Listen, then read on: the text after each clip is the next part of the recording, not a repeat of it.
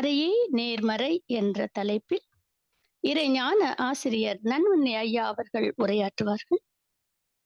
ஐயாவோட உரை என்றாலே மிகச் சிறப்பாக இருக்கும் என்பதால் சிறப்பு சிந்தனை உரையாக அமையும்.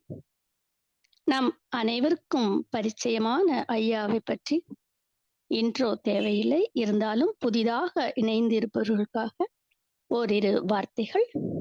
நன்மணி ஐயா அவர்கள் ஆசான் வேதாத்ரி மகரிஷி அவர்களிடம் நேரடியாக பயிற்சிகளை பெற்று சுமார் 15 ஆண்டுகள் மகரிஷியோடு பயணித்து வந்தவர்கள். எவ்வித எதிர்பார்ப்பும் இன்றி தன்னலம் கருதாமல் ஆயிரக்கணக்கான அன்பர்களுக்கு தீட்சையும் காயகல்பம் அகத்தாய்வு பயிற்சிகளையும் கொடுத்து பலரது வாழ்வில் மாற்றத்தையும் ஏற்றத்தையும் ஏற்படுத்தியவர். ஐயாவுக்கு உறுதுணையாக அவரின் துணைவியார் தமிழ்செல்வி அம்மா அவர்களும் மற்றும் அவரது குடும்பமும் சேவை செய்தார்கள். 34 ஆண்டுகளாக இந்த சேவையை தொடர்ந்து செய்து கொண்டிருக்கிறார். அவருடைய சேவை எப்பொழுதும் சமுதாயத்திற்கு தேவை. ஐயா அவர்களின் சீரிய சிந்தனை திறனால் பல்வேறு கோணத்தில் சிந்தித்து வேதாத்திரிய தத்துவங்களை மிகச் சிறப்பாக கொடுத்து கொண்டிருக்கிறார்கள்.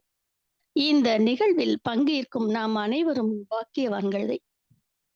சிறப்பு சிந்தனை உரை ஆற்றுவதற்கு இறைஞான ஆசிரியர் நன்மணி ஐயா அவர்களை தமிழ் ஆனந்த யோக அன்பர்கள் அனைவரின் சார்பாகவும் நன்றி உணர்வோடு வணங்கி வாழ்க வளமுடன் என்று வாழ்த்தி வரவேற்கிறோம்.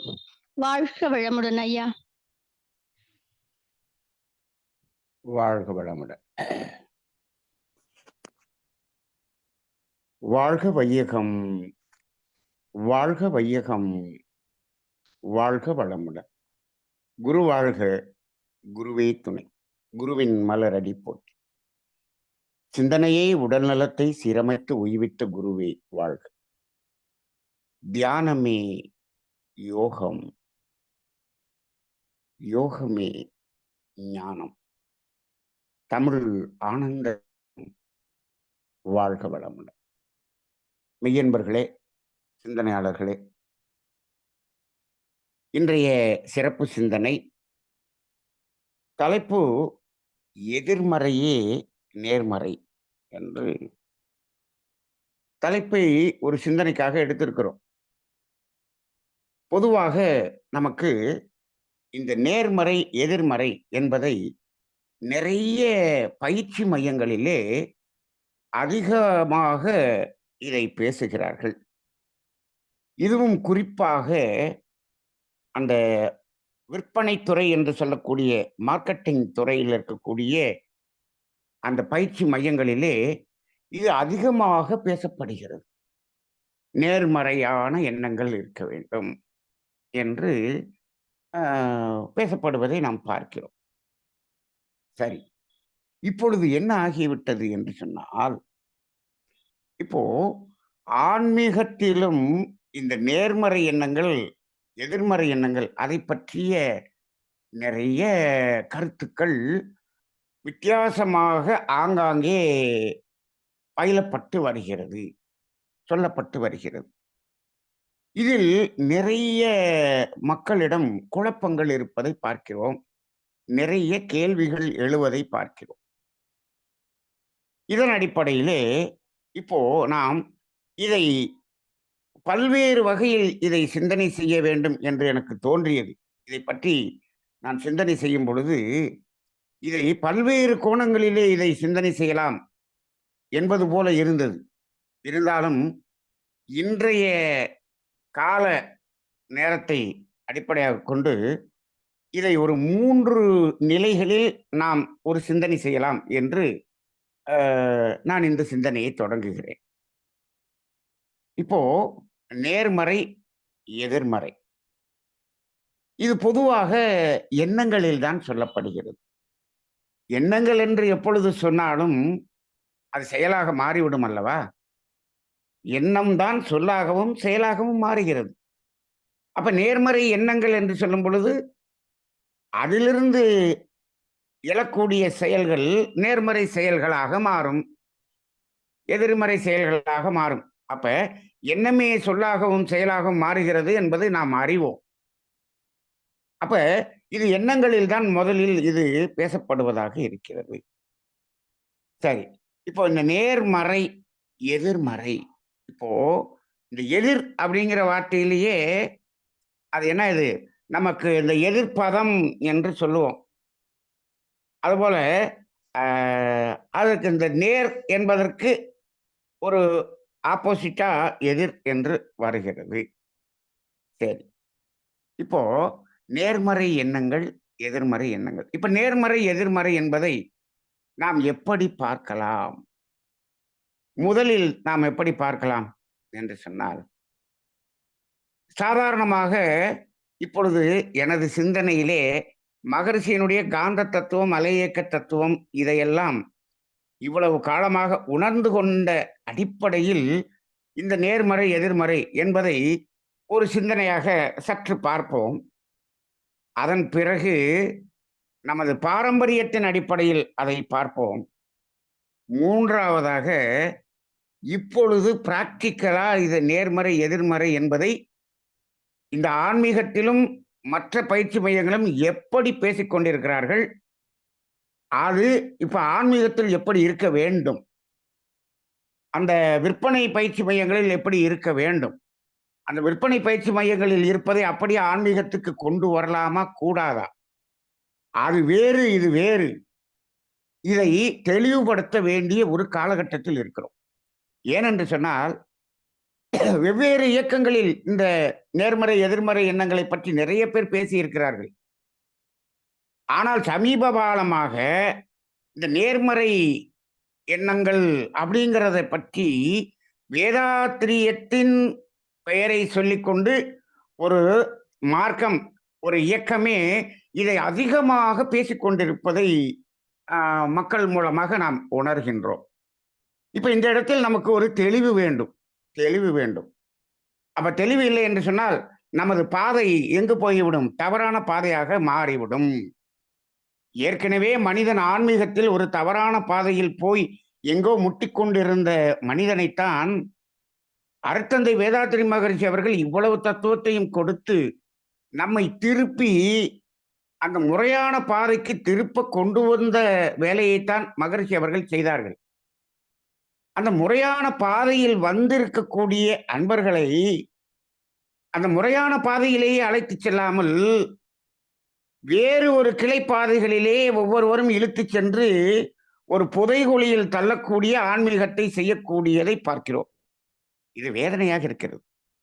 அப்ப இந்த இடத்துல நம்மளால என்ன செய்ய முடியும் என்று சொன்னால், நாம் சிந்தனையின் மூலமாக ஒரு தெளிவை கொடுக்க வேண்டும். அவ்வளவுதான். இதுதான் நமது கடமை. இதை மக்கள் எப்படி எடுத்துக்கொள்கிறார்களோ அவரவர்கள் விருப்பம் என்பதுதான் உண்மையாக இருக்கிறது. ஆனா மக்களை பொறுத்தவரை அந்த உண்மை என்பதை விட அந்த போலியான ஒரு ஈர்ப்புக்குத்தான் அதிகமாக முக்கியத்துவம் கொடுக்கிறார்கள். அதற்காக மகரிஷியினுடைய வேதாத்திரிய தத்துவத்தை மாற்றிக்கொண்டு அதை அட்ஜஸ்ட் செய்து கொண்டு போவது என்பது என்னுடைய மனசாட்சிக்கு ஒத்துவராத ஒரு செயலாக இதுவரை வளர்ந்து விட்டது. அதனால இப்ப நாம இதை உள்ளது உள்ளபடி உணர்ந்து பார்ப்போம். உண்மையான ஆன்மீகம் இப்படிதான் இருக்க வேண்டும் என்று உணர்ந்து கொள்வோம். யார் இதன் வழி செல்கிறார்களோ செல்லட்டும். அது சமுதாயத்தின் பாடு, இறைநிலையின் பாடு, இறை நீதியின் பாடு, இறை ஆற்றலின் பாடு என்று விட்டு விடுவோம். சரி. இப்போ நேர்மறை, எதிர்மறை. மறை என்ற பொருள். இந்த மறை என்ற பொருளுக்கு எப்படியெல்லாம் விளக்கம் சொல்லலாம், எப்படியெல்லாம் பார்க்கலாம் என்று அதை சிந்தித்துக் கொண்டிருந்தேன். அதாவது இந்த தமிழ் படித்தவர்களிடம் சில பேரிடம் இந்த மறை என்பதை எப்படியெல்லாம் பார்க்கலாம் என்று சொல்லும் பொழுது அவர்கள் மறை என்பதற்கு வேதம் என்று ஒரு பொருளை சொன்னார்கள். அது நாம் இரண்டாவதாக பார்ப்போம். அது போக இந்த மறை என்பதை மறைந்திருப்பது என்றும் அதை பொருள் கொள்ளலாம் என்றும் சொன்னார். மறை அப்படின்னா மறைந்த, மறைபொருள். மகரிஷி அவர்கள் இந்த வார்த்தையை பயன்படுத்தி இருக்கிறார்கள். மறைபொருள் என்று வார்த்தையை பயன்படுத்தி இருக்கிறார்கள். அப்ப மறை என்பது மறைந்திருப்பது, மறைபொருள். இப்படி ஒரு நிலையை நாம் எடுத்துக்கொண்டு அதை சிந்தனை செய்து பார்த்தால் இதில் என்ன வரும் என்று பாருங்கள். இப்ப அதுல நேர்மறை, எதிர்மறை. இப்போ அதுல அந்த மறைபொருளிலே நேர்மறை எதுவாக இருக்கும்? எதிர்மறை எதுவாக இருக்கும் என்று நாம் சிந்தனை செய்து பார்த்தால், நேர்மறை என்பது அசையாத சுத்தவெளி என்று வைத்துக் கொள்வோம். எதிர்மறை என்பது எப்படி இருக்கும்? அசையக்கூடிய சக்தி என்று வச்சுக்குவோம். சிவம், சக்தி 2 தானே? சிவம், சக்தி. சிவம், சக்தி என்பது ஒன்று சிவம் அசையாதது, சக்தி என்பது அசையக்கூடியது. அசையாத சுத்தவெளி, அசைகின்ற இயக்க பிரபஞ்சம். இப்போ இந்த பிரபஞ்சம் முழுவதும் இந்த 2ஐத்தானே பார்க்கிறோம். அந்த ஒரு பார்வையில் இதை நேர்மறை என்பதை அசையாத சுத்தவெளியாக, சிவமாக அதை நாம் உணர்ந்து கொண்டால், அதை எதிர்மறை என்பதை உயிர் அல்லது பரம அணு என்ற முதல் பூதம் என்று எடுத்துக்கொள்ளலாம். இந்த இயக்க பிரபஞ்சம் என்று எடுத்துக்கொள்ள வேண்டிய அவசியம் இல்லை. ஏனென்று சொன்னால், பரம அணு அல்லது விண் என்ற முதல் பூதம் என்று சொன்னாலே அதன் கூட்டுதானே இந்த இயக்க பிரபஞ்சம். இந்த இயக்க பிரபஞ்சத்தில் அதை தவிர வேறு ஒன்றும் இல்லை. நாம் இப்பொழுது பஞ்சபூதங்களை பார்க்கிறோம், 6 அறிவு வரை ஜீவனை பார்க்கிறோம். இது எல்லாமே பார்த்தாலும் முழுமையாக இந்த பிரபஞ்சம் முழுவதையும் பார்த்தோம் என்றால் 2 தான். ஒன்று அசையாத சுத்தவெளி, இன்னொன்று அசைகின்ற விண்ணணும் முதல் பூதம். அவ்வளவுதான். விண்ணனின் முதல் பூதத்தின் நெருக்கிய காட்சிகள் தான் மற்ற அனைத்துமே. அப்ப ஒரு நேர்மறை என்பதை எப்படி எடுத்துக்கொள்ளலாம்? அசையாத சிவம் என்றும் இதை அசையக்கூடிய சக்தி என்றும் எடுத்துக்கொள்ளலாம். இப்படி ஒரு சிந்தனை. சரி, இப்போ அசைகின்ற சுத்தவெளி, அதாவது அசைகின்ற இயக்க பிரபஞ்சம் அப்படின்னு வந்துட்டோம்னு வச்சுக்கோங்க. இப்ப விண்ணனும் முதல் பூதம் என்று வந்து கொண்டோம் என்று வைத்துக் கொள்ளுங்கள். இப்ப அதுவும் மறைபொருள் தானே. இப்போ விண் என்பது தானே உயிராக இருக்கிறது, அதுவும் மறைபொருள் தானே. மகரிஷி மறைபொருள்கள் என்று என்னென்ன சொல்லுவாரு? உயிர், மனம், தெய்வம், இது 3 தான் மறைபொருள்னு சொல்றாரு. இங்கு உயிரும் மனமும் ஒன்று தானே. மனம் வேறு, உயிர் வேறு அல்ல. உயிரின் படர்க்கை நிலையே மனம். அப்ப இந்த மறைபொருள்ல அசையாத சுத்தவெளி ஒன்று, இங்கு அசைகின்ற உயிர், இதுவும் மறைபொருளாக இருக்கிறது. சரி, இப்போ அதுல இன்னும் அந்த அசையும் போது இன்னும் ஒரு மறைபொருள் இருக்கிறது. அதைத்தான் நாம் மனம் என்று சொல்லுகிறோம். அதுதான் மனமாக இருக்கிறது. இப்ப அதையும் நம்ம பார்த்தோம் என்று சொன்னால் காந்தம் என்று சொல்லலாம். காந்தம் என்று சொல்கிறோம் அல்லவா? காந்தம் என்பது தானே, ஜீவகாந்தம் தானே மனமாக செயல்படுகிறது. இப்ப காந்தம் என்று எடுத்துக்கொள்வோம்.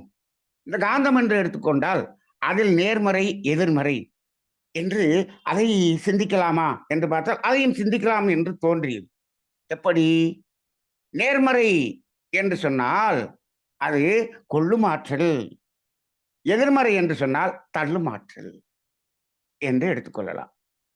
ஏனென்று சொன்னால் இந்த கொள்ளுமாற்றல், தள்ளுமாற்றல் அப்படிங்கிறதுல அந்த கொள்ளுமாற்றல் என்பதுதான் ஆக்க சக்தி, தள்ளுமாற்றல் என்பது அழிக்கும் சக்தி.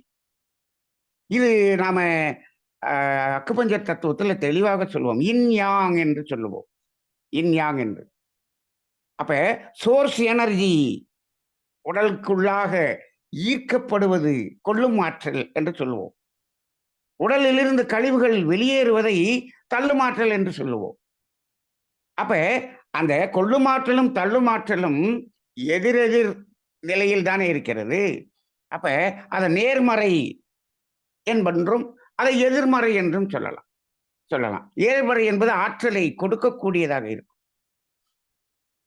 அந்த எதிர்மறை என்பது தேவையில்லாததை எடுக்கக்கூடியதாக இருக்கும். கொடுக்கக்கூடியது, எடுக்கக்கூடியது, இந்த 2 தன்மைகள் இந்த காந்தத்துக்கு இருக்கிறது. அதையும் நேர்மறை, எதிர்மறை என்று பார்க்கலாம்.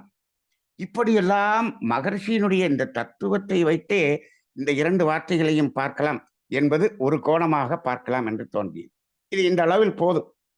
இதை பற்றி ஆழமாக பேச வேண்டும் என்று சொன்னால், மருத்துவத்தோடு பேச வேண்டும் என்று சொன்னால், அது அதை தனி வகுப்பாக இதை மட்டும் எடுத்து ஒரு முறை பேசுவோம். இப்பொழுது 2வதாக வருவோம். மறை என்றால் என்ன? மறை என்றால் வேதம். மறை என்பது வேதம் என்று சொல்கிறோம். சரி. அப்ப நேர்மறை, எதிர்மறை. இப்போ அந்த வேதம் என்பது நேர்மறையான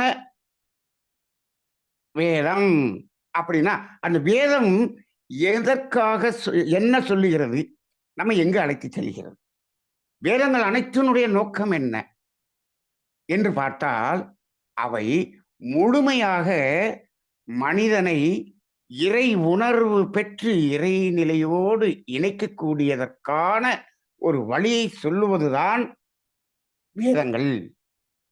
அப்ப வேதத்தினுடைய சாரம் முழுவதும் எப்படி இருக்கும் என்று சொன்னால், அறத்தின் வழி வாழ்ந்து, அதில் என்ன சொல்லலாம்னா, மகரிஷி அவர்கள் சொன்னதுபடி இறை உணர்வும் அறநெறியும், இதுதான் வேதங்கள். வேதங்களின் சாரம் என்பதே இறை உணர்வும் அறநெறியும் தான். வேறு எதுவும் இல்லை என்று மகரிஷி சொல்வார். அது எந்த வேதமாக இருக்கட்டும், எந்த மதமாக இருக்கட்டும், அதனுடைய சாரம் இந்த இரண்டிற்கு தான் வந்து நிற்கும் என்று சொல்வார்கள்.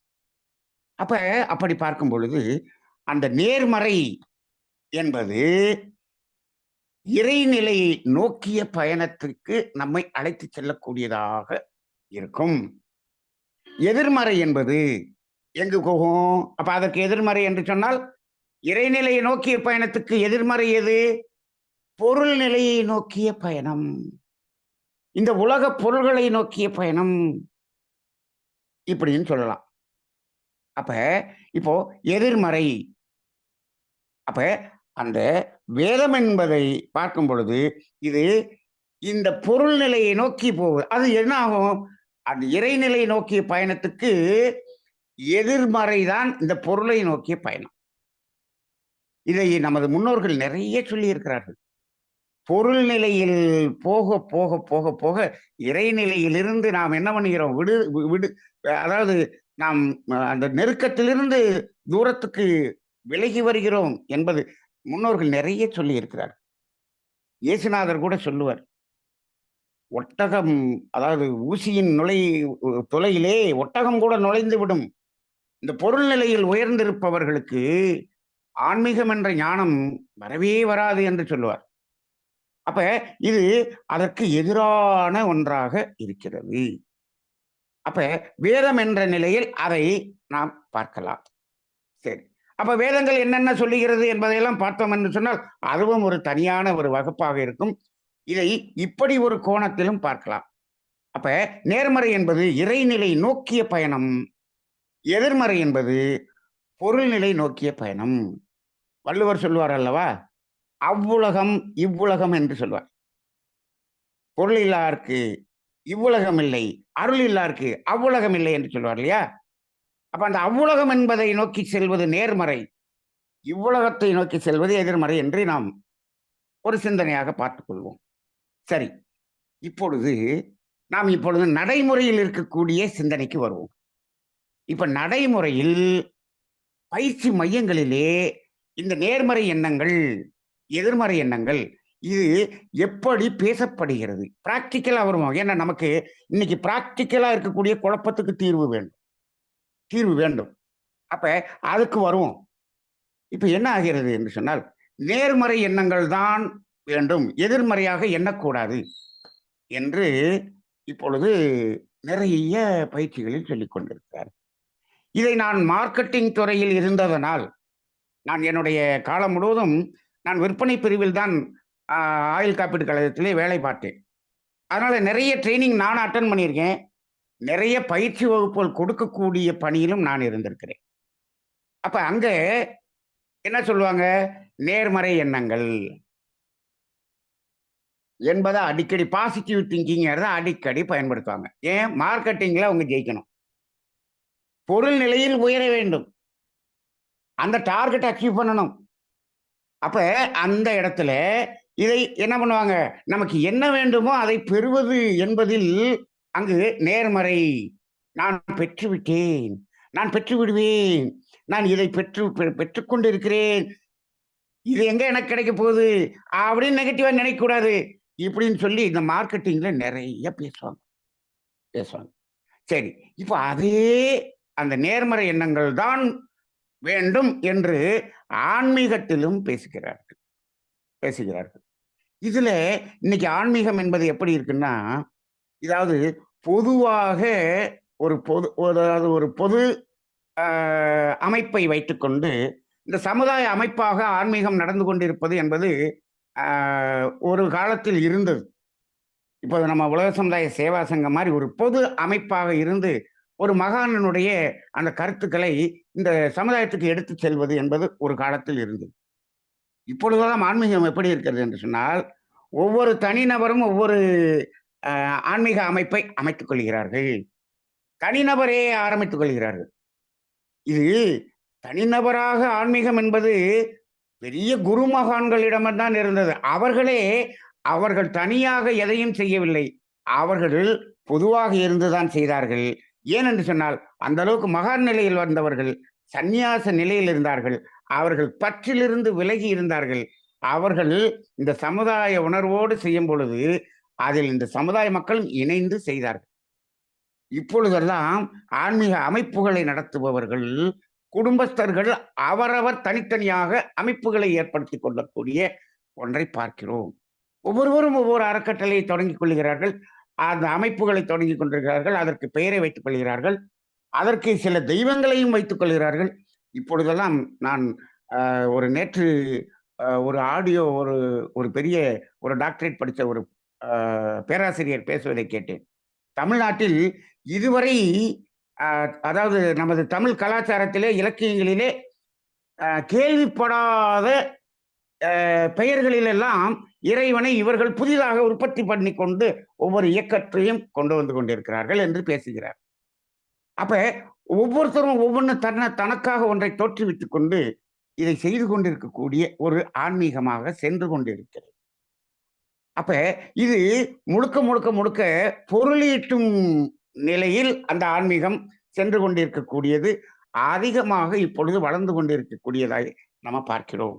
இது ஆன்மீகம் என்பதற்கு ஒரு பெரிய ஒரு சாபக்கேடாகத்தான் போய்கொண்டிருக்கிறது. அது சமுதாயம் எப்பொழுது அதை உணர்ந்து அதிலிருந்து மாற்றம் வரும் என்பது ஒரு காலத்தில் தெரியும் என்று வைத்துக் கொள்வோம்.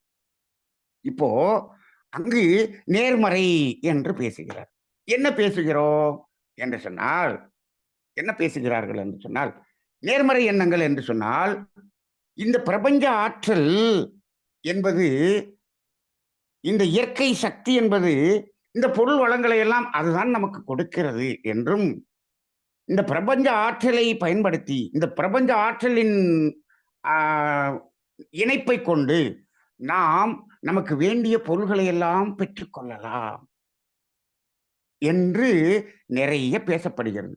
இதற்கு என்ன சொல்லுகிறார்கள் என்று சொன்னால், சங்கல்பம் என்று சொல்லுகிறார்கள். சங்கல்பம் என்று சொல்லுகிறார்கள். அதாவது கோவிலிலே வேண்டுதல் என்று இருக்கிறது பக்தி மார்க்கத்திலே. இவர்கள் என்ன செய்கிறார்கள்? ஆன்மீக மார்க்கம் என்று வந்தவுடனே இதை சங்கல்பம் என்று மாற்றிவிட்டார்கள். சங்கல்பம் என்று வைத்துக்கொண்டு இந்த பிரபஞ்சத்திடம் சங்கல்பம் வைத்து அதை பெற்றுக்கொள்வது, நான் இதை பெற்றுக்கொள்கிறேன், இதை பெற்றுவிட்டேன் என்று இப்படியெல்லாம் நம்ம ஒரு பாசிட்டிவா நினைக்க அது நமக்கு வந்துவிடும் என்று சொல்கிறார். நம்ம உடல் ஆரோக்கியத்தை கூட, நான் உடல் ஆரோக்கியமாக இருக்கிறேன், எனக்கு உடல் ஆரோக்கியம் வந்துவிட்டது என்று நாம் அதை அப்படியே சொல்லிக்கொண்டே இருந்தால் உடல் ஆரோக்கியம் வந்துவிடும் என்று சொல்கிறார். இப்போ இந்த உடல் ஆரோக்கியம் என்பது வேறு, பொருள் என்பது வேறு. உடல் ஆரோக்கியம் என்பது அகம் சார்ந்த உணர்வு சார்ந்தது, பொருள் என்பது புறம் சார்ந்தது. ரெண்டையுமே இப்ப பெற்றுக்கொள்ளலாம் என்று சொல்லக்கூடிய ஒரு நிலையை நாம் பார்த்து கொண்டிருக்கிறோம், கேட்டுக்கொண்டிருக்கிறோம். இப்போ இந்த பிரபஞ்ச சக்தி கொடுப்பதற்கு தயாராக இருக்கிறதாம். ஆனால் அதை நாம் யாரும் கேட்டு பெறவில்லை. நீங்கள் இங்கு வரவில்லை, அதுக்கு வாங்க, இதை கேட்டு பெற்றுக்கொள்ளலாம் என்ற உடனே கூட்டம் அப்படி போகிறது.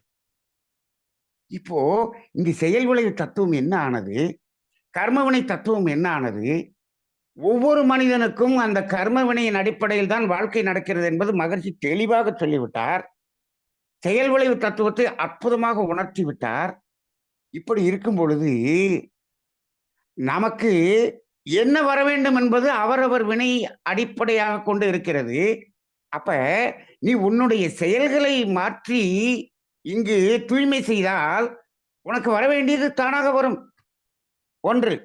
அதே போல இந்த இருக்கக்கூடிய துன்பம் எப்ப விலகும்? அதற்கு மாற்று செயல் செய்து அந்த கர்ம வினையை நாம் நீர்த்து போக செய்தால் அது தானாக விலகும். மகரிஷி அவர்கள் பாவப்பதிவுகளும் அதை போக்கும் வழிகளும் இதெல்லாம் தெளிவா சொல்லியிருக்கார்.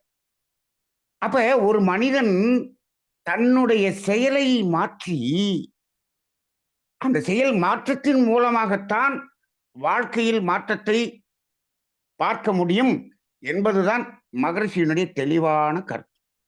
செயல் மாற்றம் ஒன்றுதான் வழி என்று சொல்லுகிறார்கள். இது கூட பக்தி மார்க்கத்திலே விதி என்று இருந்தால் அதை அனுபவித்துத்தான் ஆக வேண்டும் என்று இருந்தது. மகரிஷி அவர்கள் அதை மாற்றி என்ன செய்கிறார்கள்? மதியின் துணை கொண்டு செயல் மாற்றம் செய்து அந்த விதியை மாற்ற முடியும் என்று சொன்னவர்கள் மகரிஷி அவர்கள். அதற்காக அவர்கள் இந்த தத்துவங்கள் அனைத்தையும் தெளிவாக கொடுத்திருக்கிறார்கள். எப்பொழுது மதியால் வெல்ல முடியும் என்பதை எப்பொழுது உணர முடியும்? அவர் காந்த தத்துவம், அலை இயக்க தத்துவம், கர்மவினை தத்துவம், செயல் விளை தத்துவம் இதில் நாள்ல தெளிவா இருந்தா தான் உணர முடியும். இதில் நாள்ல தெளிவு இல்லைன்னு சொன்னா அவர் விதியை வெல்றது முடியும்னு சொல்றாங்க, ஆனா அது கஷ்டம்தாங்க, நானும் முயற்சி பண்ணி பார்த்தேங்க, நடக்கலைங்க, இப்படின்னு சந்தேகத்தோட தான் இருப்பார். அப்ப இந்த 4 தத்துவமும் தெளிவாக இருந்தால் தான் முடியும். இந்த 4 தத்துவமும் உங்களுக்கு தெளிவாக இப்ப சொல்லப்படுகிறதா என்று சொன்னால் இது சொல்லப்படுவது இல்லை. இதெல்லாம் அதனுடைய தலைப்புகள் மட்டும் இப்பொழுது பேசப்படுகிறது. அதை எழுதி வைத்துக்கொண்டு பாடம் முடிந்து விட்டது என்று சொல்கிறார்கள். இதை ஆழமாக சொல்வதற்கு இன்று ஆசிரியர்கள் இல்லை. அப்ப அந்த இடத்தில் இது ஒரு புரியாத தன்மையாக இருக்கிறது. ஆக மகரிஷி அவர்களுடைய தத்துவத்தின் அடிப்படையிலே செயல் மாற்றம் இல்லாமல் நாம் எந்த ஒரு மாற்றத்தையும் வாழ்க்கையில் பெற முடியாது என்பதுதான் உண்மை. சரி, செயல் மாற்றம் என்பது எப்படி இருக்க வேண்டும் என்று மகரிஷி சொல்கிறார்கள் என்று சொன்னால், இங்கு மனிதனுடைய வாழ்க்கை துன்பம் நீங்கிய வாழ்க்கையா இருக்கணும். அதானே நெட்டா நம்ம என்ன செய்ய போறோம்? துன்பம் நீங்கிய வாழ்க்கை வேண்டும். இப்ப வாழ்க்கை துன்பகரமாக இருக்கிறது. துன்பம் நீக்கிய வாழ்க்கை வேண்டும். அப்படி என்றால் அப்ப என்ன வேண்டும்? துன்பம் என்பதற்கு பதிலாக அதுக்கு ஆப்போசிட்டா இருக்கக்கூடிய உணர்வுகள் வேண்டும். என்ன வேண்டும்? இன்பம் வேண்டும், மகிழ்ச்சி வேண்டும், அமைதி வேண்டும், ஆரோக்கியம் வேண்டும், ஆனந்தம் வேண்டும். இதெல்லாம் தானே வேணும். ஆமாம், இதெல்லாம் வேணும். இப்போ இதுதான் வேண்டும். இதெல்லாம் வேணுமா? இதெல்லாம் மட்டும்தான் வேண்டும். இதற்காகத்தான் பொருள் வேண்டும், இதற்காகத்தான் உறவுகள் வேண்டும். முதல்ல இந்த இடத்தை நம்ம புரிஞ்சுக்கணும். ஒரு பொருள் வேண்டும், உறவுகள் வேண்டும் என்று தேடிக்கொண்டிருக்கக்கூடிய இந்த சமுதாயம், இந்த உறவுகளும் பொருள்களும் எதற்கு என்று சொன்னால், நீங்கள் இன்பம், அமைதி, ஆரோக்கியம், ஆனந்தம், மகிழ்ச்சி, நிறைவு இந்த உணர்வுகளை பெறுவதற்காகத்தான் இதை தேடிக்கொண்டிருக்கிறீர்கள் என்பதை உணர்ந்து கொள்ளுங்கள். ஒரு பொருள் வேண்டும். பொருள் வேண்டும் என்றால் அதற்கு என்ன வேண்டும்? பணம் வேண்டும். பணம் இருந்தால் பொருளை வாங்கலாம். பொருள் இருந்தால் என்ன பண்ணலாம்? அனுபவம் செய்யலாம். அனுபவத்தினுடைய இறுதி என்ன? இறுதி என்ன? ஒன்று மகிழ்ச்சியாக இருக்கும், அல்லது நிறைவாக இருக்கும், அல்லது ஆரோக்கியமாக இருக்கும், அப்படி இல்லை என்றால் ஆனந்தமாக இருக்கும். இது மாதிரி ஏதோ ஒன்று, ஒரு உணர்வு தானே. கடைசியில உணர்வுல தான் போய் நிற்கும். புறத்தில் நீங்கள் எதை தேடினாலும் அது கடைசியில் அக உணர்வில் தான் போய் நிற்கும். அதற்காகத்தான் இதை தேடிக்கொண்டிருக்கிறோம். இப்போ இந்த ஒரு தெளிவு நமக்கு, அந்த பொருள் இந்த உணர்வை கொடுப்பதில்லை. ஆனால் இந்த உணர்வுகள் எல்லாம் அனைவரிடமும் இயல்பாக இருக்கிறது. இதை மகரிஷி ரொம்ப தெளிவா சொல்லியிருக்கிறார். எல்லோரிடமும் இருக்கிறது. அது அகத்துக்குள்ளாக இருக்கிறது. ஜீசஸ் கிரைஸ்ட் இதை சொல்றார். நீ தேடிக்கொண்டிருக்க அத்தனையும் தேடாதே என்றார். டோன்ட் சீக்ங்கிறார். Don't seek. நீ துன்பத்தை தேடுவாயா? தேட மாட்டாய். துன்பம் போக மற்ற எல்லாத்தையும் தேடுவாய். அதை எதையும் தேடாதே என்றார். பார், டோன்ட் சீக் பட் சீ என்று சொல்கிறார். பார் என்று சொல்கிறார். எங்க பார்க்கிறது? இட் இஸ் வித்தின் யூ அப்படிங்கிறார். அது உனக்குள்ளாகவே இருக்கிறது என்றுங்கிறார். அடுத்து ஆஸ் யூ என்று சொல்கிறார். அது நீயாகவே இருக்கிறது என்று சொல்லி. அப்ப நம்மிடம் இருக்கக்கூடியதை உணர்வதற்காகத்தான் இதை தேடுகிறோம் என்ற உணர்வு இந்த சமுதாயத்தில் அது தெளிவுபடுத்தப்படவில்லை. ஆனால் மனிதன் என்ன செய்கிறான்? இந்த பொருளும் உறவும் தான் இதையெல்லாம் கொடுக்கிறது கொடுக்கிறது என்று இன்னும் அதிகமாக பெற்றால் இன்னும் அதிகமாக கொடுக்கும், இன்னும் நிலைத்ததாக கொடுக்கும் என்று தேடி தேடி தேடி தேடி உலக பணக்காரனாக நம்பர் ஒன்னாக மாறிவிட்டான். அவனும் நிறைவு இல்லை, ஆரோக்கியம் இல்லை, ஆனந்தம் இல்லை, அன்பு இல்லை, எந்த ஒரு உணர்வும் அங்கு இல்லை. அவனுக்கும் துன்பம் தான் இருக்கிறது. அப்ப அங்க என்ன இல்லை? வேதாத்திரியினுடைய தத்துவம் அங்கு தெரியவில்லை. இன்னைக்கு உலகத்தில் பெரும்பாலானோருக்கு தெரியவில்லை. இன்னும் சொல்லப்போனால் இவையெல்லாம் அகத்தில் இயல்பாக அனைவரிடம் இருக்கிறது. இந்த பொருளில் இல்லை என்பது எத்தனை ஆசிரியர்களுக்கு தெரியும் என்று நான் இப்பொழுது பார்க்கிறேன். இப்பொழுது இருக்கக்கூடிய ஆசிரியர்களுக்கே அது தெரியவில்லை.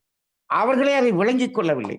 அவர்கள் ஆனால் பாடம் நடத்துகிறேன் என்று நடத்தி கொண்டிருக்கக்கூடிய ஒரு நிலையை பார்க்கிறோம். வேதாத்திரிய தத்துவம் கொடுத்த வேதாத்திரி மகரிஷியினுடைய ஆன்மா அங்கு வான்காந்த நிலையில் கண்ணீர் விட்டு அழுவது கோடை மழை போல் நமக்கு பெய்துவிடும். அப்படி நிலையை தான் இப்பொழுது பார்க்கிறோம்.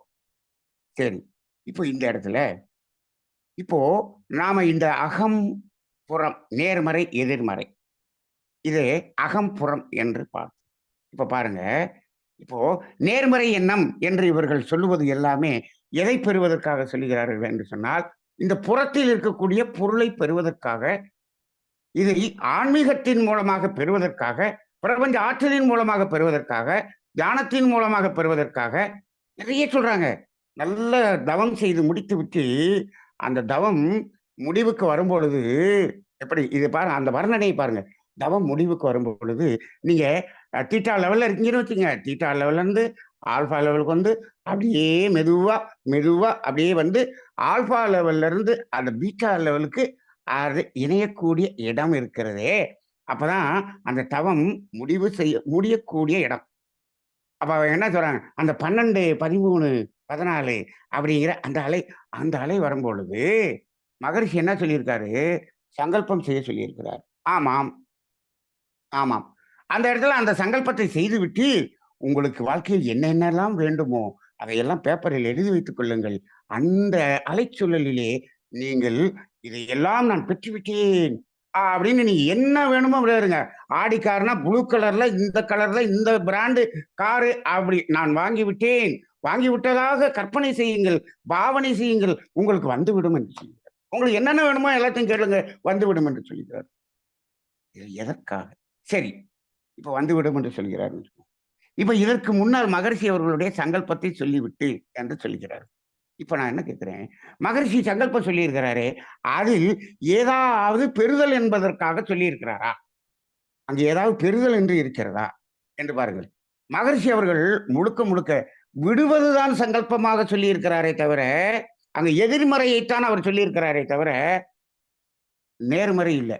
அதாவது நான் இப்ப வந்து எப்படி சொல்றேன்னா, அதாவது அவர் சொல்றது நேர்மறை தான். ஆனா இப்ப நான் சொல்றது வந்து நேர்மறை எதிர்மறை, அகத்தில் புறத்தில் இப்பொழுது இருக்கக்கூடிய மனிதர்களுடைய பார்வையில் நாம் பார்த்து கொண்டிருக்கிறோம்.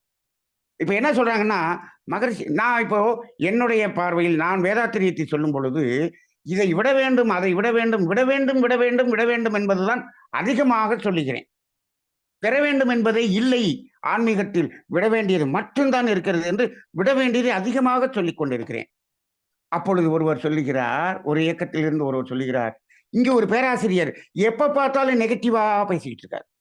அவர் பேச்சை தூக்கி எறியுங்கள், வேண்டாம், விட்டு விடுங்கள், நீங்க பாசிட்டிவா திங்க் பண்ணுங்க, அப்பதான் உங்களுக்கு கிடைக்கும் அப்படின்னு சொல்லுகிறார். இப்போ இங்கு விட வேண்டியது இருக்கிறதா, பெற வேண்டியது இருக்கிறதா, இந்த சங்கல்பத்தில் இது என்ன நடக்கிறது? இப்ப இந்த இடத்துல ஒரு சின்ன தெளிவுக்கு வருவோம். உடல் நலம், நீளாயுள், நிறை செல்வம், உயர்வுகள், மெய்ஞானம். சரி, இதுதானே சங்கல்பம் சொல்லியிருக்காரு. உடல் நலம் அப்படின்னு சொல்லிட்டார். உடல் நலம். இப்ப உடல் நலம் என்பது பெறுவதா விடுவதா? ஒவ்வொன்றா சிந்திச்சு பாருங்க. உடல் நலம் என்பது ஆரோக்கியம் தானே? ஆரோக்கியம், உடல் ஆரோக்கியம். உடல் ஆரோக்கியம் என்பது பெறுவதா, அங்கே விட வேண்டியதா?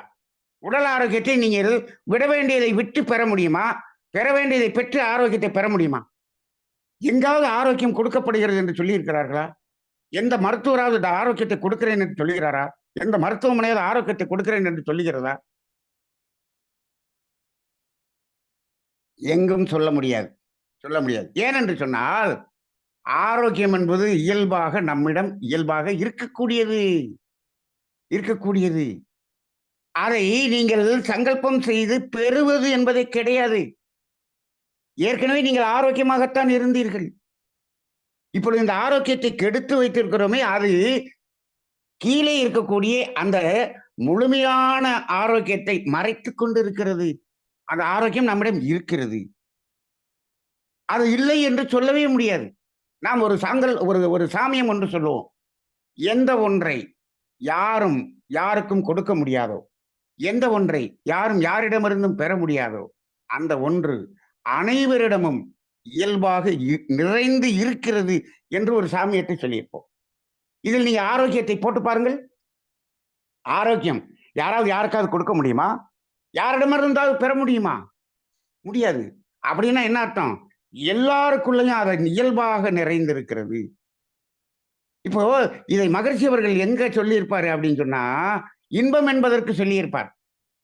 இன்பம் என்பது இயற்கையிலே எங்கும் எதிலும் எப்பொருளிலும் இயல்பாக நிறைந்து உள்ளது என்று சொல்லியிருப்பார். யாராவது இன்பத்தை யாருக்காவது கொடுக்க முடியுமா? இன்பத்தை யாரிடமிருந்து பெற முடியுமா? முடியாது. அப்ப இயல்பாக நிறைந்து இருக்கிறது. அப்ப மகரிஷி ஒண்ணு சொல்லிட்டார் இல்லையா? அப்ப அதே ஃபார்முலாவை அப்படியே போட்டு பாருங்க ஆரோக்கியத்துக்கு. யாருக்கும் கொடுக்கவும் முடியாது, பெறவும் முடியாது. அப்ப நம்மிடம் ஆரோக்கியம் நிறைந்து இருக்கிறது. இப்ப நீங்க துன்பம் நீங்கிய இடம் இன்பம்னு சொல்லிட்டாரு. அப்ப ஆரோக்கிய கேடை நாம் என்ன விலக்கி விட்டால் ஆரோக்கியம் தானாக நம்முள்ளிருந்து வரும். இவர் சொல்லக்கூடிய அந்த சங்கல்பமே பாருங்கள். உடல்நலம், நீலாயுள், நிறை செல்வம், உயர்வுகள், மெஞ்ஞானம், ஓங்கி வாழ்வோம். ஓங்கி வாழ்வோம்னா என்ன எடுத்துக்கிறது? அது கீழே கிடக்குதுப்பா, நீ மறைச்சு வச்சிருக்கிற. இதை விட வேண்டியதெல்லாம் சரி பண்ண வேண்டியதெல்லாம் சரி பண்ணிட்டீங்கன்னா கீழே இருக்கிறது ஓங்கி மேல வரும்பா. நீ உணர வாழலாம். அவ்வளவுதானே. இப்ப அடியில போட்டு மறைச்சு வச்சிருக்கிற. நீலாயுள், நீலாயுள் கேட்டு பெற வேண்டியதா? ஒரு மனிதன் பிறக்கும் போதே உனக்கு 120 வருஷம் அவன் டிக்ளேர் பண்ணி தான்ப்பா அனுப்புனான். இப்ப மனிதன் என்ன பண்றான்? நான் முயற்சி பண்ணி நான் அதை 70 குறைச்சிட்டேன், நான் 68 குறைச்சிட்டேன், நான் 40 குறைச்சிட்டேன்ல, இப்படின்னு பெரிய தெம்பா இவன் எவ்வளவு குறைக்கிறதுக்கு முயற்சி பண்ணி கொண்டு இருக்கிறான். இன்னைக்கு நீங்க போய் சமுதாயத்தில் பாருங்கள். இந்த ஆயுளை குறைப்பதற்காக அவன் ஓடுகிற ஓட்டத்தை பாருங்கள். பெரிய பெரிய ஓட்டல்ல போய் பாருங்க. அப்படியே தட்டு தட்டா வச்சுட்டு ஒரு 25 தட்டை வச்சுட்டு குடும்பத்தோட வந்து ஆயுளை குறைப்பதற்காக சாப்பிட்டுக்கிட்டு இருக்கிறத பாருங்க. நடந்து கொண்டு இருக்கிறது. நாம் தான் அதை குறைத்துக் கொண்டு இருக்கிறோம். அப்புறம் போயிட்டு எனக்கு நீல ஆயுள் குடுன்னு கேட்கணுமா? அது பெறுவதா? அதை பெறுவது அப்படி அது வந்து நேர்மறை எண்ணம் இப்படின்னு இவங்க சொல்றாங்க. இது மாதிரி இந்த 5ஐயும் கேட்டுட்டு அதுக்கப்புறம் உனக்கு என்னென்ன வேணுமோ அதெல்லாம் கேளு. உனக்கு என்னென்ன வேணுமோ அதெல்லாம் கிடைச்சிடும். அப்ப இப்படி ஆசை காட்டும் போது மக்கள் கூட்டம் கூட்டமாக போகிறார். வேலை வேணுமா கிடைச்சிரும், கல்யாணம் நடக்குமா நடந்துரும், குழந்தை வேணுமா கிடைச்சிரும், கார் வாங்கணுமா கிடைச்சிரும், வீடு கட்டணுமா இப்படின்னு போனோடனே ஆஹா சூப்பர் ஆன்மீகம் அப்படின்னு சொல்லி போயிடுறாங்க. அப்ப இது என்ன இது? அப்ப நேர்மறை எண்ணங்கள் தான் வேண்டும். இந்த எதிர்மறையே பேசாதீங்க அப்படின்னு சொல்றாங்க. எதிர்மறையே பேசாதீங்க. ஆனால் எனக்கு தெரிந்து மகரிஷி அவர்கள், மகரிஷி மட்டும் இல்ல, ஆன்மீகம் என்பதே எதிர்மறையைத்தான் பேசுகிறது. எதை எப்படி? அதாவது எதிர்மறையை பேசுகிறது என்று சொன்னால் நான் இப்ப நீங்க உடனே நீ அந்த முதல்ல சொன்ன வேதத்தில் இருக்கக்கூடிய அந்த எதிர்மறை அப்படி போயிடாதீங்க. இப்பொழுது இருக்கக்கூடிய மனிதர்கள் எதை எதிர்மறை என்று சொல்லுகிறார்களோ அதைத்தான் ஆன்மீகம் சொல்லுகிறது. என்ன சொல்லுகிறது என்று சொன்னால், விட வேண்டியதை விடு. நீங்க மகரிஷியினுடைய தற்சோதனை எடுத்து பாருங்கள். தற்சோதனை எடுத்து பாருங்கள். என்ன சொல்லப்படுகிறது? கெட்ட எண்ணங்களை எல்லாம் செயல்படுத்த மாட்டேன், அதை நீக்கு. ஆசை சேரமை, தேவையில்லாத ஆசை நீக்கு, முரணான ஆசை நீக்கு, அதானே சினம், அதை நீக்கு, கவலை நீக்கு, எல்லாத்தையும் விட வேண்டியது தானே தற்சோதனை செய்யறீங்க. வேற என்ன செய்யறீங்க? அப்ப அது நெகட்டிவ் தானே, நெகட்டிவ் தானே. எதுவெல்லாம் இயல்பாக இருப்பதற்கு நாம தடையாக வைத்து இருக்கிறோம், நாம கெடுத்து வச்சுட்டோம். கெடுத்து வச்சதுல இருந்து இப்ப நம்ம இயல்புக்கு போகணும். அப்ப என்ன பண்ணணும்? எதெல்லாம் நாம என்னென்ன தப்பெல்லாம் பண்ணியிருக்கோங்கிறத கரைக்கணும். அவ்வளவுதான். சரி, இப்ப இன்னொன்னு வச்சுக்குவோம், உச்ச நிலையிலே வச்சுக்குவோம். இப்ப கர்ம வினையை கலைக்கணும், பாவத்தை போக்க வேண்டும். அதுதானே? பாவத்தை கழிக்க வேண்டும். இதுதான் வாழ்வின் நம்ம பிறந்ததன் நோக்கமே அதான் சொல்லிட்டீங்க. ரைட்டு. பாவத்தை எல்லாம் என்ன பண்ணியாச்சு? கழிச்சாச்சு. பாவமெல்லாம் கழிந்து விட்டது என்று வைத்துக் கொள்ளுங்க. சரி. இப்ப இனிமேல் என்ன பண்ணுங்க? ஸ்டார்ட் பண்ணுங்க. என்னது? இறை உணர்வு பெறுவதற்கு நீங்க அடுத்த பயணத்தை தொடங்குங்கள் என்று தொடங்க வேண்டுமா? எந்த இடத்தில் அந்த பாவத்தை எல்லாம் கழித்து விட்டோமோ அந்த செகண்ட் இறை உணர்வு. அதுக்கு மேல உனக்கு எந்த முயற்சியும் இல்லை. உன்னுடைய முயற்சி முழுக்க முழுக்க முழுக்க விடுவதற்குத்தான், இதை களைவதற்குத்தான், அதற்குத்தான் முயற்சி. வேறு எந்த முயற்சியும் தேவையில்லை. இதை பெறுவதற்கு என்று எதையும் முயற்சி தேவையில்லை. தேவையில்லை. இதுதான் ஆன்மீகம் சொல்லுகிறது. அதை கூட குழப்புகிறார்கள். எப்படி குழப்புகிறார்கள்? நீங்கள் பாவம் செய்தீர்கள் என்றால், துன்பம் கொடுத்தீர்கள் என்றால் பாவம் அது துன்பமாக வரும். நீங்கள் புண்ணியம் செய்தீர்கள் என்றால் அந்த புண்ணியம் உங்களுக்குள்ளாக இருப்பாக இருந்து உங்களுக்கு வாழ்க்கைக்கு வேண்டிய வளங்களை எல்லாம் கொடுக்கும் என்று சொல்லுகிறார்கள். எந்த வளங்களை எல்லாம் கொடுக்கும்? அத்துணை வளங்களும் இங்கு இயற்கை கொடுத்து விட்டது. இயற்கை கொடுப்பதற்கு என்று ஒன்றுமே இல்லை. மகரி சொல்லுவாங்க, எல்லாத்தையும் இங்க கொடுத்துட்டு 1ஆம் நம்பர் பாப்பர் அப்படின்னு சொன்னா இறைவன் தான் எல்லாவற்றையும் இங்கு கொடுத்து விட்டான் என்று சொல்வார்கள். ஆனா இப்ப எங்க இருக்கு? எல்லாவற்றையும் மனிதனுக்கு கொடுத்து விட்டான். மனிதன் ஒருத்தன் நிறைய பிடிங்கி வச்சிருக்கிறான், ஒருத்தன் கம்மியா வச்சிருக்கிறான், அவ்வளவுதான். இப்போ இவங்க சங்கல்பம் கேட்டு கேட்டு கேட்டு அந்த சங்கல்பம் மூலமாக பிரபஞ்ச ஆற்றலின் மூலமாக பிரபஞ்ச ஆற்றலை நாம ஜீவகாந்த பெருக்க பயிற்சி பண்ணிக்கொண்டு தியானம் பண்ணிக்கொண்டு இதை கொடு அதை கொடு என்று கேட்கிறோமே, இறைநிலையிடம் எங்க இருக்கிறது கொடுப்பதற்கு? அதுகிட்ட ஒண்ணுமே இல்லை. மகரி சொல்லுவாரு, ஒண்ணுமே இல்லாத பாப்பார் மஞ்சள் நோட்டீஸ் கொடுத்ததுல 1ஆம் நம்பர் இறைவன் என்று சொல்லிடுவார். ஒண்ணுமே இல்லை அங்க அப்படின்னு சொல்லுவார். அப்ப அங்க போய் எனக்கு குடு கேட்டா அது எங்க இருந்து கொடுக்கும்? இங்க எல்லாமே கொடுக்கப்பட்டு விட்டதப்பா. அது ஒருத்தரிடம் அதிகமா இருக்கு, ஒருத்தட்ட கம்மியா இருக்கு. அப்ப என்ன பண்ண சொல்ற இப்ப என்னைய? அந்த அதிகமா இருக்கவன்ட்ட புடுங்கி உன்கிட்ட கொடுக்க சொல்றியா? இப்ப இந்த வேலையை நம்ம என்ன புரோக்கர் வேலை பண்ண சொல்றியா அப்படின்னு இந்த இறைநிலை அது கேட்கறது நம்ம காதுக்கு கேட்கல. அப்படிதான் கேட்கும், வேற வழி இல்லை. இறைநிலையும் போய் எதற்கு கேட்க வேண்டும்? கேட்க வேண்டும். உன்னுடைய உடலின் திறனையும் அறிவின் திறனையும் கொன்று நீ பெற்றுக்கொள், அவ்வளவுதான். நெகட்டிவ் இருந்துச்சுன்னா அதுக்கு தடை வரும். நெகட்டிவ் பண்ணாத, நெகட்டிவா எடுத்துரு. நெகட்டிவா எடுத்துட்டு நீ எந்த அளவுக்கு உடலின் திறனையும் அறிவின் திறனையும் பயன்படுத்துகிறாயோ உனக்கு கிடைக்க வேண்டியது கிடைக்கும், அவ்வளவுதான். நீ பிரபஞ்ச ஆற்றலையே கூட நீ பெற்றுக்கொள்ளுதல் என்பது ஆகவே ஆகாது. நீ எப்படி பெற்றுக்கொள்வாய்? எப்படி பிரபஞ்ச ஆற்றலை பெற்றுக்கொள்வாய்? நம்ம ஜீவகாந்த பெருக்க பயிற்சி பண்றோமே, அது என்ன பண்றோம்? நம்மை தகுதியாக்கி கொண்டால் பிரபஞ்ச சக்தி தானாக வருகிறது. அதை பிடிச்சி நம்ம யாரும் இழுக்கிறது இல்லை. நீ எம்டியா மாறிட்டீன்னா அது வருது. நீ உன்னை தகுதிப்படுத்திக்கொள், அது தானாக வரும். கேட்டு பெறக்கூடியது அல்ல இறைநிலை. இறைநிலை என்பது ப்ராவிடன்ஸ், அது கேட்டு பெறக்கூடியது அல்ல.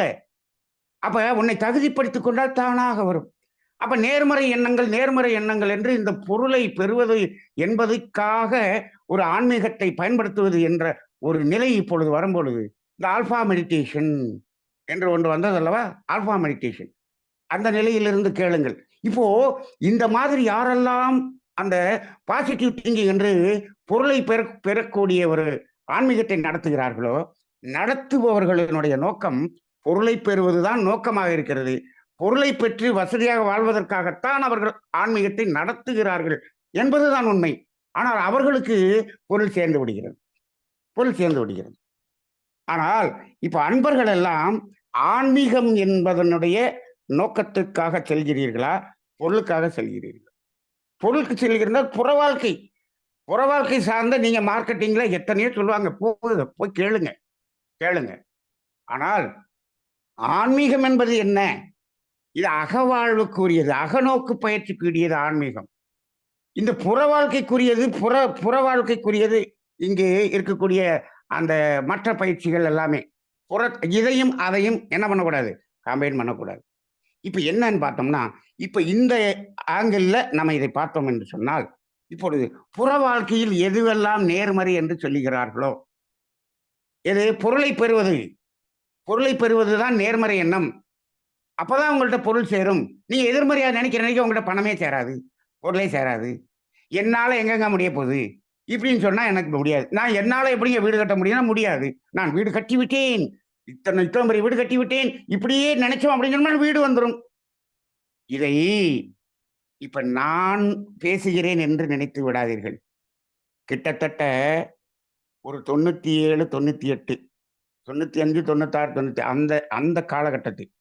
அப்பொழுதெல்லாம் மகரிஷி அவர்கள் அந்த பழைய ஓட்டு ஷாப்ல ஜன்னல் கூட கிடையாது. அதெல்லாம் அப்படியே ஓப்பனா இருந்த காலத்தில் அங்கு பயிற்சி நடத்திக் கொண்டிருக்கும் பொழுது, ஒரு அன்பர் எழுந்து மகரிஷியிடம் ஒரு கேள்வியை கேட்டார். அந்த பயிற்சியில் நான் இருக்கிறேன் அங்க. கேட்டார். என்ன கேட்டார் தெரியுமா? "சாமிஜி, நீங்கள் இத்தனை தவம் கொடுத்திருக்கிறீர்களே, இந்த எனர்ஜி மெடிடேஷன் என்று கொடுத்தால் என்ன?" என்று கேட்டார்.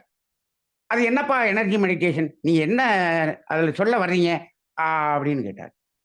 அப்ப அவர் சொல்றாரு, "இப்போ நமக்கு நெறைய இப்ப வாழ்க்கையில் தேவைகள் நெறைய இருக்கிறது. அப்ப அதுக்கு வேண்டியது எல்லாத்தையும் பெற்றுக்கொள்வதற்கான ஒரு தவமுறைகளை கொடுத்தால், அது இந்த உலகியல் வாழ்க்கைக்கு பயன்படும் அல்லவா?" அப்படின்னு சொன்னார். இப்ப எதை நீங்க வந்து மெடிடேஷன் பண்ணி பெறணும்னு நினைக்கிறீங்க? நீ என்ன சொல்ல வர்றீங்க? எப்படி தவம்? எங்க ஒரு உதாரணம் சொல்லுங்களேன். அப்படின்னு கேட்டார். அவர் எனர்ஜி மெடிடேஷன் சொன்ன உடனே, அவர் என்ன சொல்லிட்டாரு, சாமி, நம்ம நாட்டுல பெட்ரோல், டீசல் கம்மியா இருக்கு. பெட்ரோல் நினைச்சு தவம் பண்ணிட்டே இருந்தோம்னா, நம்ம நாட்டுல பெட்ரோல் கிடைச்சிரும் இல்லையா? அப்ப நமக்கு அந்த பெட்ரோல் பஞ்சம் தீர்ந்துரும் இல்லையா? இப்படின்னு அவர் சொன்னது வந்து 97, 96ல. அப்படின்னு சொல்றாரு. இதுபோல ஒவ்வொன்னையும் நினைச்சு தவம் பண்ணோம்னா அது கிடைச்சிரும்ல. இப்படி எனர்ஜி மெடிடேஷன் குடுத்தா என்னன்னு கேட்டார். "ஏன் சாமி அப்படி குடுத்தா என்னன்னு?" கேட்டார். மகரிஷி என்ன சொன்னார் தெரியுமா அதற்கு பதில்? "எப்பா, இந்த பிரபஞ்சத்திடம் கேட்டால் அது கிடைத்துவிடும் என்று நீங்க நம்புகிறீர்கள். ரைட். இந்த பிரபஞ்சத்திடம் நீங்கள் தவம் பண்ணி எதை கேட்டாலும் அது கொடுத்து விடும்" சொன்னார். "நீ வேணா பண்றதுன்னா பண்ணிக்கங்க. ஆனா, இத வந்து அமைப்புல வந்து இப்படி தவம் வந்து நீங்க அத ஒரு சிஸ்டத்துல கொண்டு வாங்கன்னு என்ட்ட சொல்லாதீங்க. நீங்க வேணும்னா பண்ணிக்கங்க. ஆனால் நீங்க எத கேட்டாலும் வந்துரும்பா. ஆனால் கூடவே அதற்குரிய விளைவும் வரும். அதை நீங்கள் அனுபவிப்பதற்கு தயாராக இருந்தால் நீங்கள் பண்ணிக்கொள்ளுங்கள். நீங்கள் செய்து கொள்ளுங்கள். ஆனால் இங்கு இதையெல்லாம் இப்படியெல்லாம் வைங்கன்னு சொல்லி என்னிடம் சொல்லாதீர்கள்" என்று சொல்லிவிட்டார். இந்த ஒரு பதில் பத்தலையா? இந்த ஒரு பதில் பத்தலையா? அப்ப நீங்க இப்படியெல்லாம் கேட்டு பெறுகிறோம் என்று பெற்று விடலாம். அதன் பின் அதற்குரிய விளைவு வரும் அல்லவா? மகரிஷியினுடைய தத்துவத்தை முழுமையாக பாருங்கள். எப்பொழுது உங்களிடம் பெற்ற பொருள் உங்களிடம் நிலையாக இருக்கும் என்று சொன்னால், உங்க அப்பா, அம்மா சொத்த கூட நீ வாங்குனீங்கன்னா கூட அது வந்து உனக்கு துன்பத்தைத் தான் கொடுக்கும் என்று சொல்லுகிறார். எப்படி சொல்லியிருக்கிறார்?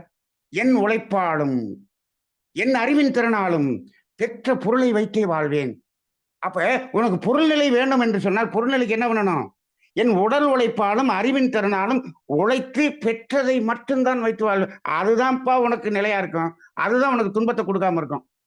அது இல்லாம நீ எங்கு பெற்றாலும் அப்படிதான். நீ உங்க அப்பாட்ட பெற்றாலும் சரி, உங்க தாத்தாட்ட பெற்றாலும் சரி, நீ பிரபஞ்ச ஆற்றலிடம் கேட்டு பெற்றாலும் சரி, அத்துணையும் உனக்கு கர்ம வினையாக வந்து விளைவை கொடுத்தே தீரும். இது மகரிஷியினுடைய கருத்து. கருத்து. இத சொன்னோம்னா, நெறைய பேர் என்ன சொல்றாங்க, "நன்மணி சார் இப்படித்தான் நெகட்டிவா பேசுவாரு. இது நெகட்டிவ்" என்று சொல்லிவிடுகிறார்கள். நான் ஆன்மீகத்தை ஆன்மீகமாக பேச வேண்டும் என்று நான் நினைக்கிறேன்.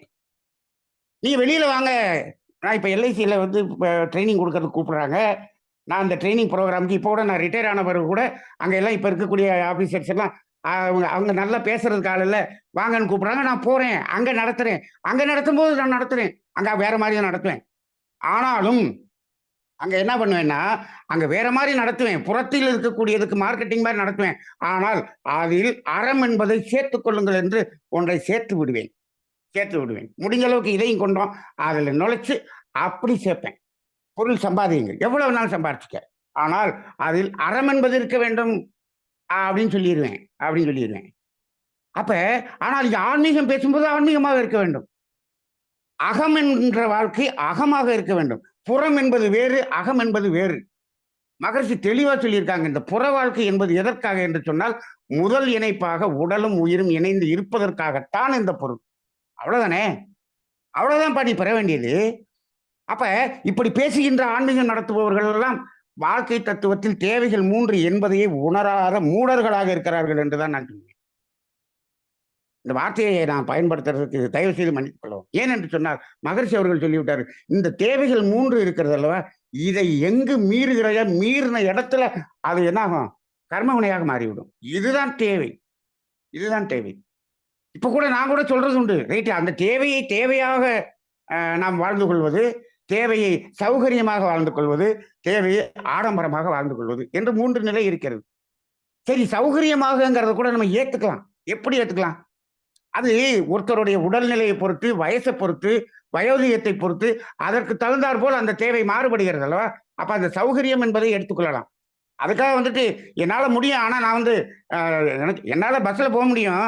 இருந்தாலும் அந்த பஸ்ல போனா என்னுடைய ஸ்டேட்டஸ் என்ன ஆகுது? நான் கார்ல தான் அது வேற. அது வேற. இப்ப மகரிஷி இருந்தாரு, 90 வயசுல இருந்தாரு, மதுரைக்கு வராரு. அவர "நீ பஸ் ஏறி வாங்க சாமி" அப்படின்னு சொன்னோம்னா, அது முடியிற காரியமா? அப்ப அந்த இடத்துல அவர் கார்ல வர, இவர் என்னமோ தேவைகள் 3ன்னு பேசிட்டு இவர் கார்ல இப்ப அந்த இடத்துல அத சௌகரியம் என்ற ஒரு நிலை, வயது, உடல் நலம், உடல் அமைப்பு, உடலினுடைய அந்த காலநிலை, இதுக்கு தகுந்த மாரி நாம அதை செய்து கொள்கிறோம் என்பது வேறு, வேறு. ஆனால் அதையே ஆடம்பரமாக செய்து கொள்வது? இப்பொழுதெல்லாம் மனிதர்கள் இந்த சங்கல்பம் செய்கிறவங்க யாருமே தேவைக்காக யாராவது சங்கல்பம் செய்கிறார்களா என்பது ஒரு கேள்வி. என்ன கேள்வி? இப்பொழுது பாருங்கள், இப்போ மன்றத்துக்கு வருகிறார்கள், இந்த ஆன்மீக அமைப்புகள் பயிற்சிக்கு வருகிறார்கள். அது நேரலை பயிற்சியாக இருக்கலாம், நேரடியான பயிற்சியாக இருக்கலாம். எங்க வந்தாலும் இந்த பயிற்சிக்கு வரக்கூடியவர்கள் அனைவரும், நான் சத்தியம் பண்ணி சொல்லுகிறேன், தேவைகள் 3ல் நிறைவடைந்தவர்கள் மட்டும்தான் வருகிறார்கள். மட்டும்தான் வருகிறார்கள். தேவை 3ல இல்ல, அதுக்கே எனக்கு கம்மியா இருக்கு, அதுக்கே எனக்கு குறையா இருக்கு, அதுக்காக நான் இங்க வந்திருக்கேன் அப்படின்னு யாராவது வந்திருக்காங்கன்னு சொன்னீங்கன்னா, என்னுடைய இப்ப பென்ஷன் பணம் நான் வச்சிருக்கிறதுல இன்னைக்கு அவங்களுடைய அத்தனை கடனை நான் கட்டுறதுக்கு நான் ரெடியாக இருக்கிறேன். நான் ரெடியா இருக்கிறேன். யாருமே இல்லை. யாருமே இல்லை. இங்க வந்திருக்கவங்க எல்லா பேருமே தேவைகளை மீறி இருப்பவர்கள் தான் இங்க வருகிறார்கள். அந்த தேவைக்கு இருக்கிறவன் என்ன பண்றான்? இங்க வந்து நம்ம தத்துவம் கேட்டுக்கிட்டு இருக்கிறதுக்கு இல்ல. அவன் என்ன பண்ணுவான்? ஏதோ வேலை செஞ்சு சாப்பாட்டுக்கு அரிசி வாங்கணும்னு அவன் போயிட்டே இருப்பான். அவன் இங்க வரமாட்டான். வரமாட்டான். அப்ப இப்படி வந்திருக்கிறவர்கள்ட்ட நீ வந்து சங்கல்பம் செய்து அதை கேளு, இதை பெற்றுக்கொள், அதை பெற்றுக்கொள், இதை பெற்றுக்கொள் என்று சொன்னால், இப்ப அது என்ன ஆகிறது? இப்ப மகரிஷி எங்க இருந்து ஒரு தடுமாறி நிக்கிறவனை கொண்டு வந்து இந்த தடுமாற்றத்திலிருந்து கொண்டு வந்து ஒரு ஆன்மீக பாதை, ஒரிஜினல் பாதையில கொண்டு வந்து விட்டுருக்காரு. இதை வேறு ஒரு புதைகுழி தோன்றி இருக்கக்கூடிய பாதைக்கு அழைத்து செல்லக்கூடியதாக இருக்கிறது இவர்களை. இங்கு பொருள் என்பதற்கு எதற்கு? பொருள் எதற்கு? இங்கு விடுவது ஒன்றுதான். மகரிஷியினுடைய கடைசி வார்த்தையை பாருங்கள். நீ விட வேண்டியதை விட்டு விட்டால் பெற வேண்டியது அத்துணையும் அந்த இடத்திலேயே நீ காண முடியும். இதுக்கு மேல என்னங்க வேணும்? இதுக்கு மேல என்ன பெறுவது என்பது? இதுல என்ன positive thinking, positive thinking, positive thinking, பொருள் நிலையில் பாசிட்டிவ் திங்கிங். நான் என்ன சொல்றது, அருள்நிலையில் நீங்க அந்த நேர்மறை என்று வேதத்தின் அடிப்படையில் இறைநிலை நோக்கிய பயணத்துக்கு அவர்கள் அழைத்து சென்றால் நாம் இதை பற்றி இன்று சிந்திக்க வேண்டிய அவசியமே இல்லை. அப்படி இல்லை, அப்படி இல்லை. இவர்கள் அமைப்பை ஏற்படுத்தியது எதற்காக? இவர்கள் பொருள்நிலையில் மேலே வருவதற்காக, வசதியாக வாழ்வதற்காக, ஆடம்பரமாக வாழ்வதற்கு நோக்கமாக அந்த அமைப்பை ஆரம்பித்திருக்கலாம். நான் என்ன சொல்லுகிறேன் என்று சொன்னால், இப்படி வாழ்வதற்கு இந்த அமைப்பை ஆன்மீகம் என்ற இதையை பயன்படுத்தலாமா? அந்த புதிய பறவை என்ற படத்தில் சிவாஜி கணேசன் ஒரு வார்த்தை சொல்லுவார். என்ன சொல்வார் என்று சொன்னால், ஏமா என்னை வந்து இப்படி வந்து அரெஸ்ட் பண்றதுக்கு வேறு ஒரு காரணம் கூட கிடைக்கவில்லையா? இந்த புனிதமான இந்த காதலையா நீ பயன்படுத்தி என்னை அரெஸ்ட் பண்ண வேண்டும் என்று ஒரு வசனம் வரும். அதுபோல இந்த பொருள் நிலையில் நாம் வாழ வேண்டும் என்று சொன்னால், நீங்கள் எந்த தொழில் பண்ணுங்கள், வேலைக்கு போங்க, என்ன வேணாலும் பண்ணுங்க, புறத்தில் என்ன வேணும், ஆன்மீகம் என்ற இதை பயன்படுத்திய நாம் வாழ்க்கையில் வாழ வேண்டும். இது எதற்கு? ஆன்மீகம் என்பது ஒரு சேவை. கடமை வேறு, ஈகை வேறு. மகரிஷி அறநெறியில ஒழுக்கம் ஈகைன்னு மட்டும் நிறுத்தல. ஒழுக்கம், கடமை, ஈகை என்று வச்சிருக்கிறார். கடமை செய்து கொண்டு ஈகை செய்வதுதான் ஈகை. நான் ஈகை மட்டும் இது மட்டும் தான் செய்வேன், இதிலிருந்து நான் இதில் மட்டும் செய்வேன் என்று சொன்னால் நீ சன்னியாசியாக இருக்க வேண்டும். தேவையின் அளவில் தேவையின் அளவில் மட்டும் நீ அனுபவிக்கக்கூடியவராக இருக்க வேண்டும். தேவைக்காக மட்டும்தான் உன்னிடம் உணவு இருக்க வேண்டும், அதற்காகத்தான் உடை இருக்க வேண்டும், அப்படி மட்டும்தான் இருக்க வேண்டும். அப்படி ஒரு சன்னியாச நிலையை அடைய வேண்டும். மகரிஷி அவர்கள் எந்த நிலையை அடைந்தார்களோ அந்த நிலையை அடைய வேண்டும். ஒவ்வொரு மகான்களும் எந்த நிலை அடைந்தார்களோ அந்த நிலை அடைய வேண்டும். அவர்களுக்கு கடமை இல்லை. ஆனால் நீங்கள் வசதியாக வாழ வேண்டும் என்ற ஒரு எண்ணம் இருந்தால் நீங்கள் முதல் கடமை என்பதற்கு போயிருங்க. அதுக்கப்புறம் ஈகை என்பதை அதன் பக்கபலமாக வைத்துக் கொள்ளுங்கள். கடமை இல்லாமல் ஈகைக்கு வராதீர்கள். ஆன்மீகத்தையே தொழிலாக மாற்றி விடுவது, ப்ரொஃபஷனாக மாற்றி விடுவது என்பது அது இப்போ இப்போ இப்போ நிறைய நிறைய அமைப்புகள் உருவாகிக் கொண்டே இருக்கிறது. நீங்க யூடியூப்ல போய் பார்த்தீங்கன்னா, நிறைய பேர் இதை வைத்துக்கொண்டு பொருள் ஈட்டி, அவர்களுடைய வசதியாக வாழ்வதற்குரிய வேலையை செய்து கொண்டிருக்கிறார்கள் செய்து கொண்டிருக்கிறார்கள். அவர்களுடைய அமைப்பு பார்த்தீர்கள் என்று சொன்னால், பொதுவான அமைப்பாக இருக்காது. அவர்கள் குடும்ப அங்கத்தினர்கள் மட்டும் தான் அங்க அறங்காவலர்களாக இருப்பார்கள். வேறு யாரும் இருக்க மாட்டார்கள். இப்படிதான் இருக்கிறது. இது நிறைய பெருகிக் கொண்டிருக்கிறது பெருகிக் கொண்டிருக்கிறது. இப்ப நம்ம வேதாத்திரியும் இதற்கெல்லாம் ஒரு ஒரு விளக்கத்தை கூற வேண்டும் என்பதற்காகத்தான் சொல்லுவோம். இப்ப பாருங்க, இப்ப நம்ம தலைப்பு வந்துருவோம். இப்ப எதிர்மறையே நேர்மறை என்று சொல்லிவிட்டோம். இப்ப பாருங்க, புறத்தில் நேர்மறை என்று சொல்கிறோமே, இந்த பொருள்களை பெறுவது என்பதுதான் நேர்மறை என்று இன்னைக்கு சமுதாயம் சொல்கிறது. புறத்தில் நேர்மறை என்பது அகத்திற்கு எதிர்மறை. புற வாழ்க்கைக்கு நேர்மறை என்பது அக வாழ்க்கைக்கு எதிர்மறை. இப்போ புற வாழ்க்கையில் பொருளை பெறுவது என்பதுதான் நேர்மறை எண்ணங்கள் அப்படின்னு சமுதாயம் வச்சிருக்கு இல்லையா? பொருள் கூட கூட கூட கூட அக வாழ்க்கையிலே நீ இறைநிலையிலிருந்து விலகிக் கொண்டே இருக்கிறாய். அப்ப அக வாழ்க்கைக்கு அது எதிர்மறை. புற வாழ்க்கையில் எதிர்மறை என்று சொல்கிறோமே, இழந்து கொண்டு இருக்கிறோம். எது? பொருளை இழந்து கொண்டு இருக்கிறோம். புற வாழ்க்கையில் எதிர்மறை என்பது அக வாழ்க்கையில் நேர்மறை. அப்ப என்ன ஆகிறார் அவரு? அவர் இறைநிலையை நெருங்கிக் கொண்டிருக்கிறார். இது ஆப்போசிட்டா இருக்குங்க. இப்போ எதிர்மறையே நேர்மறை. அப்ப இப்ப நம்ம நேர்மறை என்ற அந்த வேதம் சொன்னமே, அது இறைநிலை நோக்கிய பயணம் போக வேண்டும், இறை உணர்வு பெற வேண்டும் என்ற ஆன்மீகத்துக்கு வர வேண்டும் என்று சொன்னால், புறத்திலே என்ன செய்ய வேண்டும்? எதிர்மறை தான் வேண்டும். என்ன பண்ணணும்? கெட்டதெல்லாம் விடணும், தேவையில்லாதெல்லாம் விடணும். நம்மிடம் ஒட்டி கொண்டிருக்கக்கூடிய கர்ம வினை விலக வேண்டும். நம்மிடம் இருக்கக்கூடிய ஆரோக்கிய கேடாக நம்ம செஞ்சு வச்சிருக்கிறதெல்லாம் விலக வேண்டும். எதை விட வேண்டும்? இதை விட வேண்டும். இதை விட வேண்டியது மட்டும்தான் இருக்கிறது. விட வேண்டியது மட்டும்தான் இருக்கிறது. நீ ஒரு சாதாரணமா ஒரு டாக்டர்கிட்ட போனா கூட அவரு மருத்துவத்திலே மருந்து கொடுக்கலாம். ஆனா அவரு குணமாகணும்னா அவர் என்னென்ன வேணாம், டோன்ட் அப்படிங்கிறது தான் பெரிய லிஸ்டா இருக்கு. டூஸ் அப்படிங்கிறது ரொம்ப கம்மியா தான் இருக்கு. ஒரு மருத்துவருடைய பணியிலேயே அப்படி இருக்குது. ஆன்மீகத்தில் ஆன்மீகத்தில் டோன்ட்ஸ் தான் 100%. டூஸ் ஒண்ணுமே இல்லை. எதுக்கு டூஸ்?